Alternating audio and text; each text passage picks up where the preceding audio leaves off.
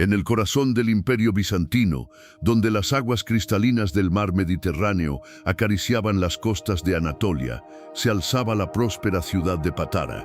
Era el año 270 después de Cristo, una época donde el mundo romano se tambaleaba entre la decadencia política y la transformación espiritual que traería el cristianismo emergente.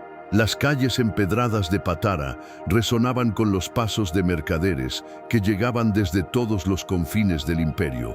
Camellos cargados de seda china se cruzaban con carros llenos de ámbar báltico, mientras que los barcos fenicios descargaban púrpura de Tiro y cedro del Líbano. Los aromas de especias orientales, incienso de Arabia y aceites perfumados se mezclaban con el salitre del mar, creando una sinfonía olfativa que caracterizaba esta encrucijada del mundo antiguo.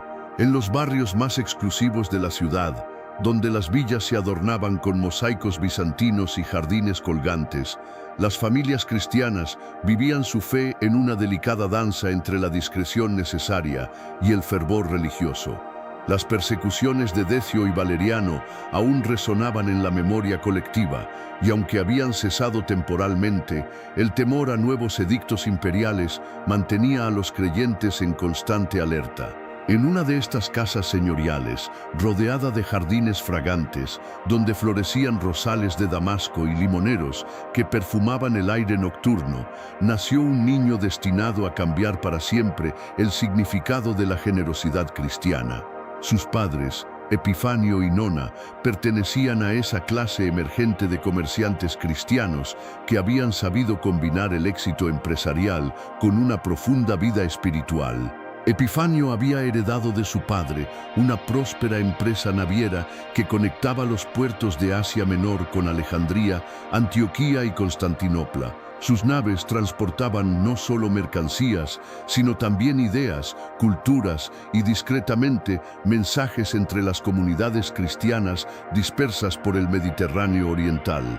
Nona, por su parte, provenía de una familia patricia que había abrazado el cristianismo durante las predicaciones de San Pablo en esa misma región 2 siglos antes. La noche del nacimiento de Nicolás, según relatan las crónicas antiguas, una estrella particularmente brillante apareció sobre la casa familiar. Los primeros rayos del sol matutino se filtraron por las ventanas de cedro tallado con motivos cristianos primitivos, iluminando la cuna de mármol de Paros donde descansaba el recién nacido. Su madre, contemplando aquella pequeña criatura de ojos extraordinariamente expresivos, experimentó una profunda certeza interior de que estaba ante un niño llamado a algo grande.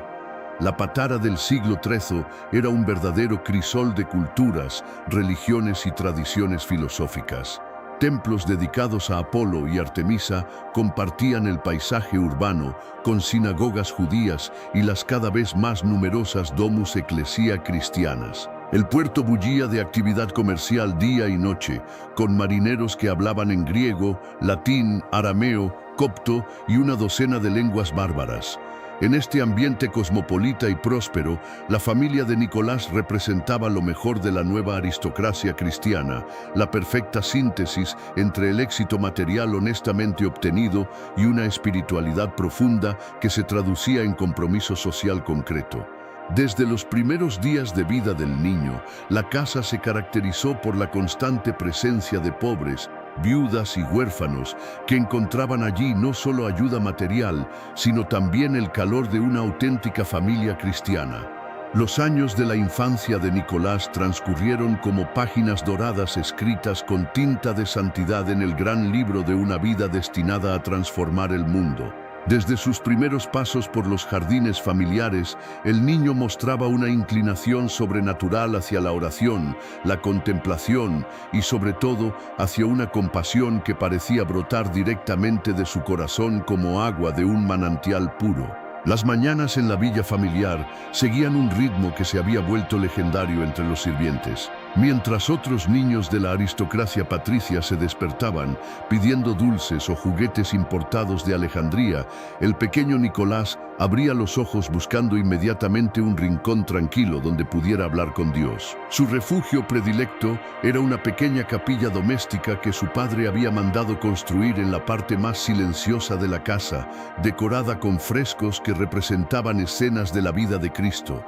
Allí, arrodillado sobre un cojín de seda bordado con símbolos cristianos primitivos, Nicolás pasaba horas enteras en conversación íntima con el Señor. Los criados, inicialmente preocupados por este comportamiento tan poco común en un niño, pronto comprendieron que estaban presenciando algo extraordinario. La serenidad que irradiaba el pequeño después de estos momentos de oración, la sabiduría que mostraba en sus conversaciones y la bondad instintiva que demostraba hacia todos, especialmente hacia los más necesitados, eran señales inequívocas de una gracia especial.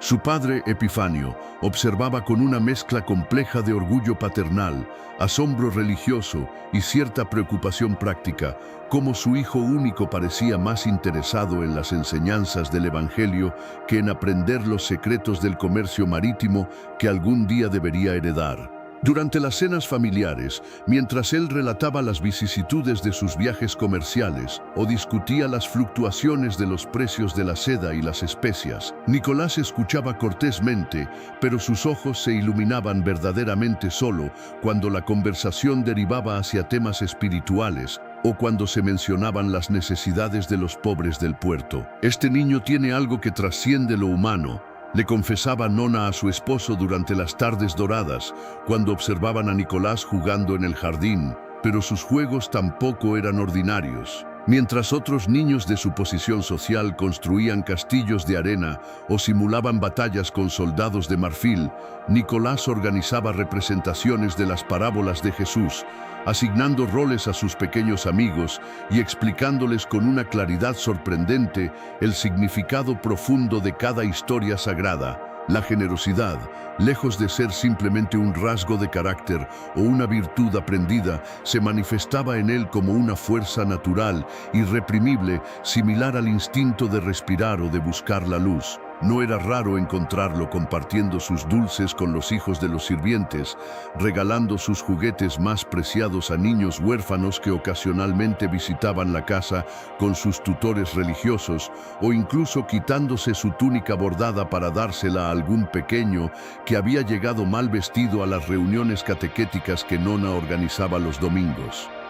La educación de Nicolás siguió los más exigentes estándares de la época, pero adaptados a su personalidad excepcional. Sus padres contrataron a Demetrio de Rodas, un filósofo cristiano convertido que había estudiado en la famosa escuela catequética de Alejandría bajo la dirección de los sucesores de Orígenes. Este hombre, profundamente erudito pero de espíritu humilde, reconoció inmediatamente en su pequeño alumno una inteligencia fuera de lo común, pero también una sensibilidad espiritual que requería un cuidado especial.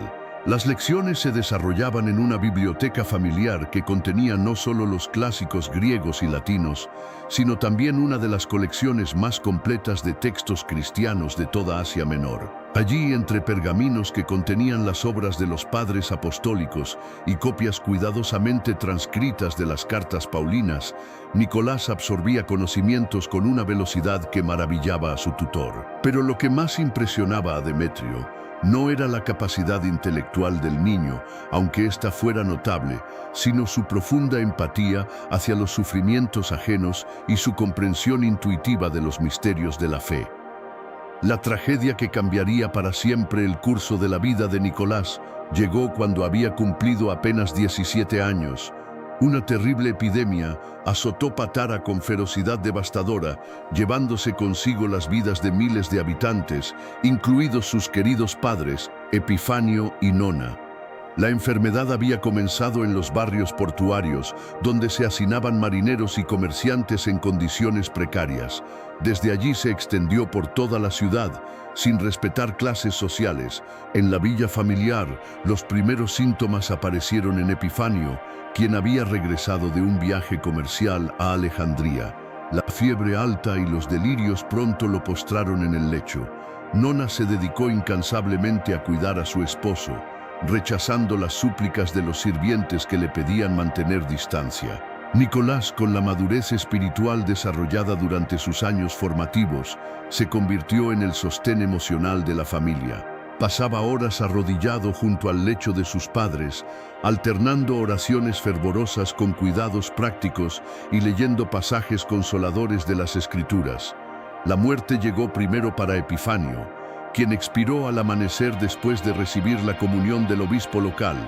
Sus últimas palabras fueron proféticas: Nicolás, Dios te ha dado dones especiales, úsalos para ser las manos y los pies de Cristo en este mundo. 3 días después, Nona siguió a su esposo hacia la eternidad, no sin antes bendecir a su hijo y entregarle las llaves del cofre familiar.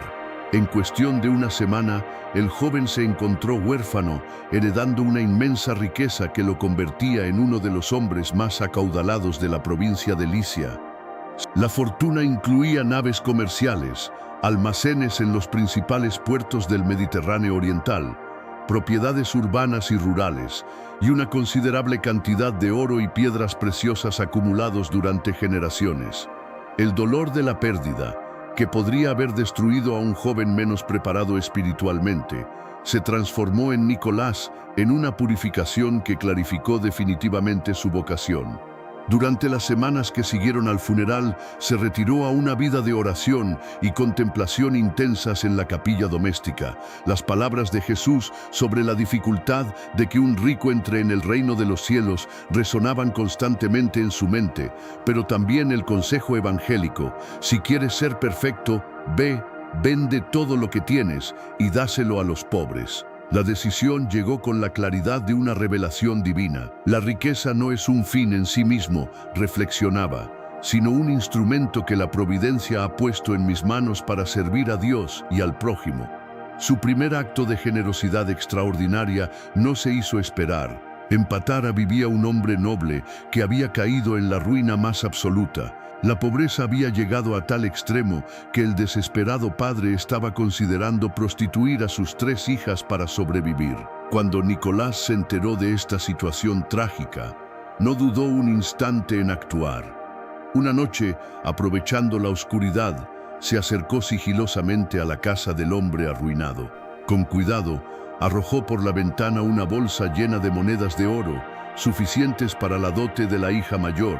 El proceso se repitió en las siguientes noches para las otras 2 hijas. El padre, lleno de gratitud pero sin conocer la identidad de su benefactor misterioso, pudo ver a sus hijas casarse dignamente. Este acto de generosidad anónima se convirtió en el sello distintivo de Nicolás. Para él, la verdadera caridad debía practicarse sin buscar reconocimiento ni gratitud. La humildad y el desinterés personal fueron desde entonces las marcas características de su servicio a los demás, estableciendo un patrón que seguiría durante toda su vida. La vida de servicio que había elegido Nicolás pronto lo condujo hacia el sacerdocio. Su tío, el obispo de Patara, reconoció en él las cualidades necesarias para el ministerio pastoral y lo ordenó sacerdote a una edad inusualmente temprana.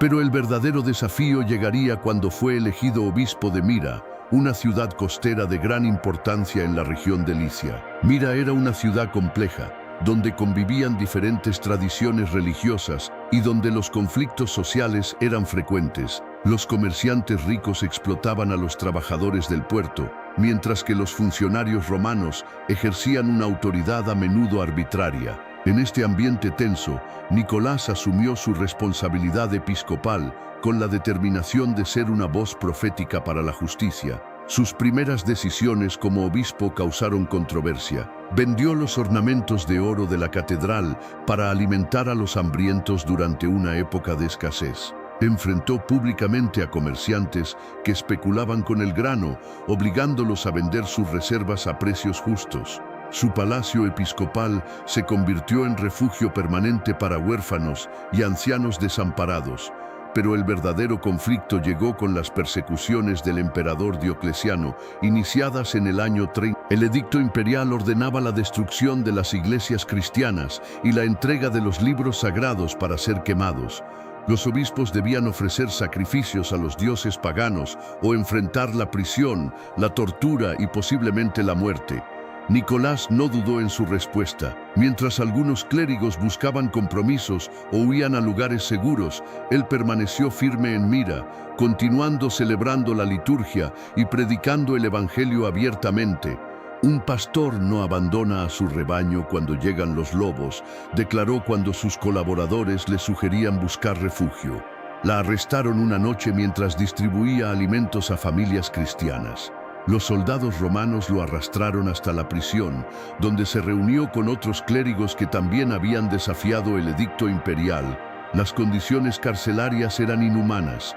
Celdas húmedas, alimentación escasa, torturar psicológicas constantes. Durante meses Nicolás soportó prisión, golpes y humillaciones. Pero incluso en la cárcel, su espíritu generoso no se quebró. Compartía su escasa comida con prisioneros más débiles, consolaba a quienes perdían la esperanza y organizaba momentos de oración comunitaria que fortalecían la fe de todos. El momento más dramático en la vida de San Nicolás llegó durante su encarcelamiento, cuando su fe y su carácter fueron puestos a la prueba más severa. Era el invierno del año 304 y las condiciones en la prisión romana se habían vuelto aún más brutales. Los guardias, frustrados por la resistencia inquebrantable de los prisioneros cristianos, habían intensificado las torturas. Una noche particularmente fría, llegó a la prisión un grupo de nuevos prisioneros. Entre ellos había 3 jóvenes soldados romanos que habían sido falsamente acusados de traición por un superior corrupto que quería apoderarse de sus propiedades. Estos hombres inocentes pero condenados a muerte se encontraban desesperados y sin esperanza. Nicolás, a pesar de su propio sufrimiento y debilidad física, sintió que el Espíritu Santo lo llamaba a actuar. Esa misma noche tuvo una visión extraordinaria. Se le apareció Cristo, quien le entregó un libro de los Evangelios, y la Virgen María, que le colocó el palio episcopal sobre los hombros. El mensaje era claro: su misión pastoral continuaba incluso en prisión.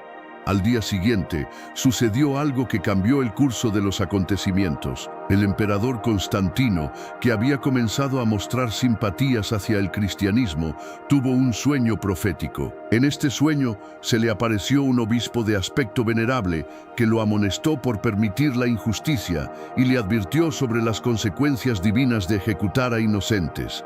Intrigado por esta visión, Constantino ordenó una investigación sobre los casos de los prisioneros. Cuando los enviados imperiales llegaron a Mira, Nicolás realizó el acto más valiente de su vida. A pesar de estar encarcelado y debilitado, logró hacer llegar un mensaje al emperador, intercediendo no solo por los 3 soldados inocentes, sino por todos los prisioneros cristianos. Su carta, escrita en griego elegante a pesar de las condiciones adversas, era una obra maestra de teología pastoral y argumentación jurídica. En ella Nicolás no solo defendía la inocencia de los acusados, sino que exponía los principios de justicia cristiana que deberían guiar a cualquier gobernante justo. El milagro se consumó cuando Constantino, impresionado por la sabiduría y la valentía de Nicolás, ordenó no solo la liberación de los prisioneros inocentes, sino también el fin de las persecuciones en esa región. Nicolás había logrado con su testimonio y su intercesión salvar no solo vidas individuales, sino cambiar el curso de la historia para toda la comunidad cristiana local. La liberación de la prisión marcó el inicio de la etapa más fructífera del ministerio episcopal de San Nicolás. Regresó a Mira transformado por el sufrimiento, pero con una determinación aún mayor de servir a su pueblo. Su experiencia en prisión había profundizado su comprensión del dolor humano y había fortalecido su capacidad de compasión. Los años siguientes fueron testigos de una serie de actos extraordinarios de generosidad y servicio que consolidaron su reputación como el padre de los pobres. Nicolás estableció un sistema organizado de caridad que funcionaba como una red social avant la lettre. Cada familia necesitada de Mira y sus alrededores era conocida personalmente por el obispo, quien se aseguraba de que recibieran no solo ayuda material, sino también apoyo espiritual y humano. Una de sus innovaciones más notables fue la creación de lo que podríamos llamar el primer banco de alimentos de la historia. Convenció a los comerciantes prósperos de la ciudad para que donaran regularmente parte de sus ganancias a un fondo común. Con estos recursos, organizó la distribución sistemática de alimentos, ropa y medicinas entre los más necesitados. Pero quizás el aspecto más revolucionario de su ministerio fue su dedicación a los niños. En una época donde la infancia era poco valorada y los niños huérfanos eran considerados una carga social, Nicolás estableció orfanatos que no solo proporcionaban refugio, sino también educación. Creía firmemente que cada niño, independientemente de su origen social, tenía derecho a desarrollar sus capacidades. Su amor por los niños se manifestaba de maneras conmovedoras. Regularmente visitaba las escuelas, llevando dulces y pequeños regalos. Pero más importante aún, escuchaba a cada niño individualmente. Conocía sus nombres, sus problemas familiares, sus sueños y aspiraciones. Para muchos niños de Mira, el obispo Nicolás era la figura paterna que nunca habían tenido. La leyenda cuenta que durante los inviernos más duros, Nicolás se disfrazaba y visitaba secretamente las casas más pobres, dejando alimentos, monedas y regalos para los niños. Estas visitas nocturnas, realizadas siempre en el más absoluto anonimato, fueron el origen de muchas de las tradiciones navideñas que perduran hasta hoy.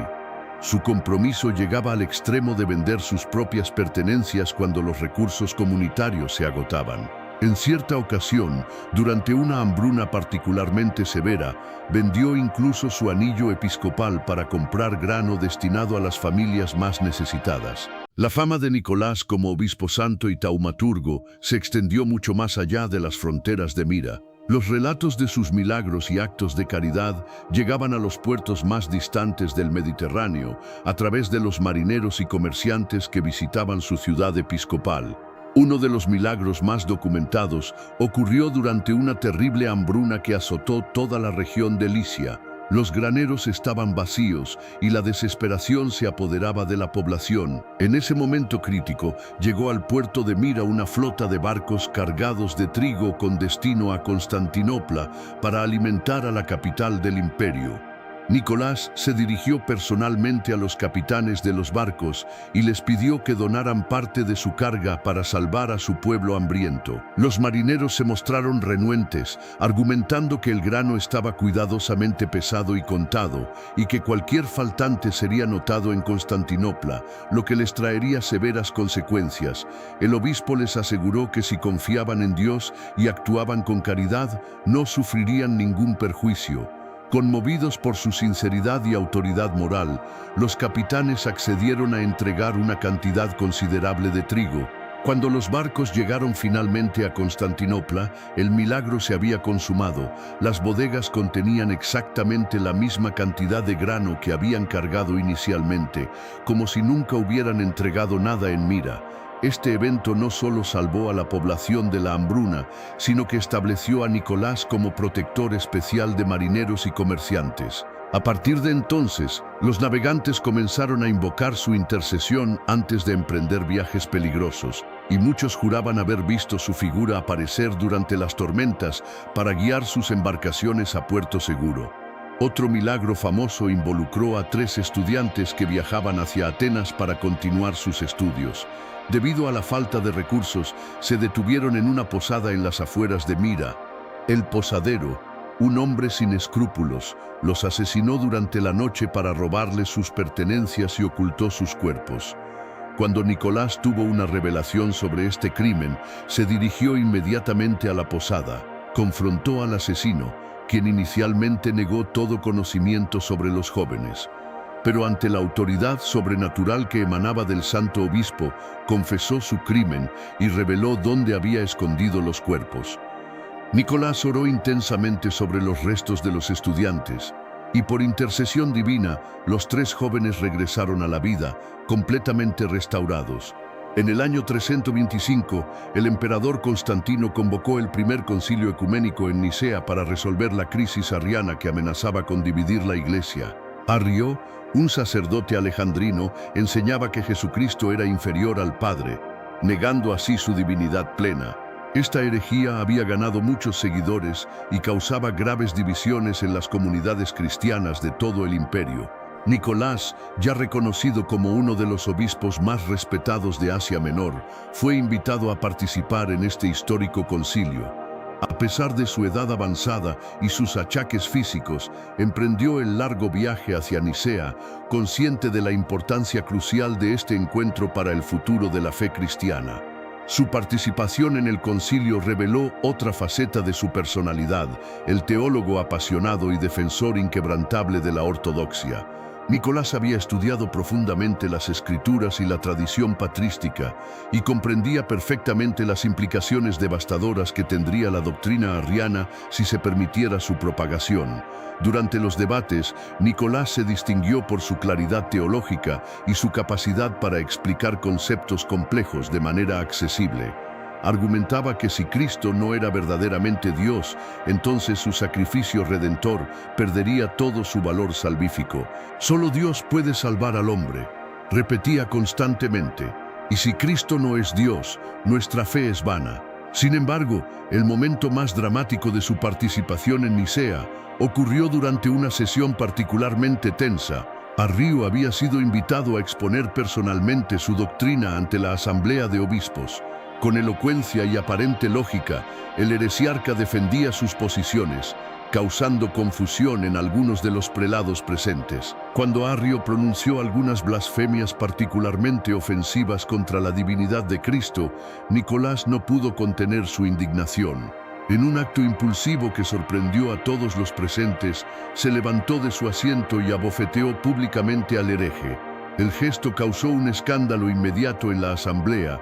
Como consecuencia de este arrebato, Nicolás fue temporalmente privado de sus insignias episcopales y puesto bajo custodia. Sin embargo, esa misma noche, varios obispos tuvieron visiones similares en las que Cristo y la Virgen María aparecían restaurando las vestiduras episcopales a Nicolás, interpretando esto como una aprobación divina de su celo por la verdad. Al día siguiente, Nicolás fue reinstituido en su dignidad episcopal y su testimonio contribuyó decisivamente a la condena definitiva del arrianismo y a la formulación del credo de Nicea. Los últimos años de la vida de San Nicolás transcurrieron en mira con la serenidad de quien ha cumplido fielmente su misión. A pesar de su edad avanzada y de los achaques que habían debilitado su cuerpo, su espíritu permanecía vigoroso y su dedicación pastoral no disminuyó jamás. Durante este periodo se concentró especialmente en la formación de nuevos sacerdotes y en la consolidación de las estructuras eclesiásticas que había establecido a lo largo de su episcopado. Creó una escuela episcopal donde los jóvenes candidatos al sacerdocio recibían no solo formación teológica, sino también práctica pastoral intensiva en el servicio a los pobres. Sus últimas homilías, conservadas por la tradición oral y más tarde puestas por escrito, reflejan la sabiduría acumulada durante décadas de ministerio pastoral. En ellas, insistía constantemente en que el verdadero cristiano se reconoce por sus obras de misericordia. No basta con profesar la fe con los labios, decía. Es necesario demostrarla con acciones concretas de amor hacia los necesitados.